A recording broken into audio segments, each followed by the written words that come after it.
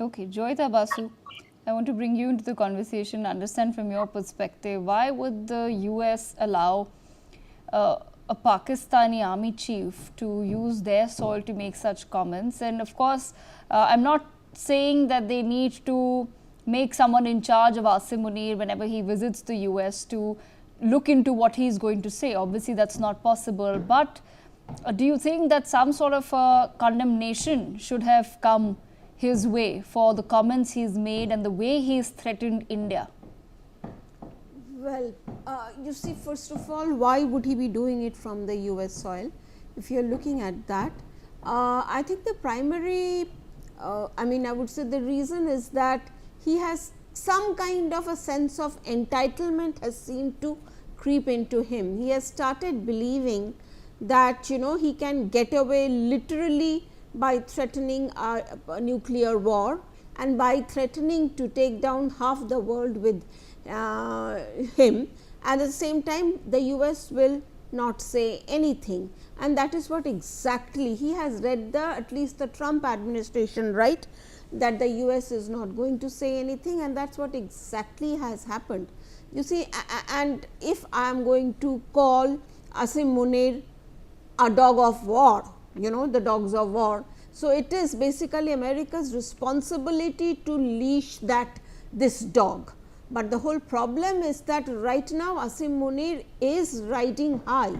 You see, he thinks he can get away by saying anything, and you see the problem that is happening with the US administration in particular is that there are lots of thinkers, lots of, I would say, think tanks and all. There are lots of people in previous administration who are bemoaning the fact the way Trump is treating India, but sadly enough the immediate circle of Trump, particularly Rubio, Vance, all of them have good relations with India, but none of them, they do not have the courage to speak up and point it out that this whatever is going on is not the right way to go about it.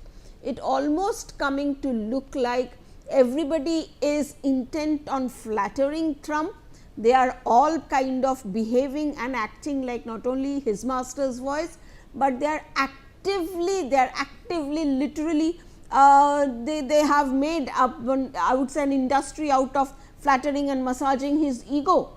So, as a result of which, you see, when your people, your advisors do not have the courage to speak truth to power, you see, this is what happens. One of your basically vassals or somebody like that, they around talking things that will not be in normal diplomatic parlance, I guess in dealings with two countries or internationally. This is irresponsible rhetoric. You see, even I do not think even Kim Jong, that the North Korean leader also speaks like this.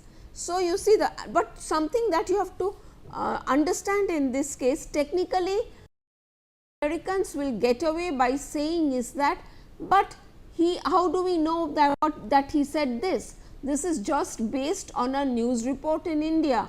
There is no recording. This particular meeting that he held in Tampa, Florida, no one was allowed to carry a mobile phone in there. You see, so there was no recording whatsoever. So, it is just a case of an Indian media house has just made up this story. So, you see, technically they are right to say that, but the fact of the matter is that, well, it has happened. Indian media is not that irresponsible that they will cook up a story like that, and that particular report is based on talking to several of the participants.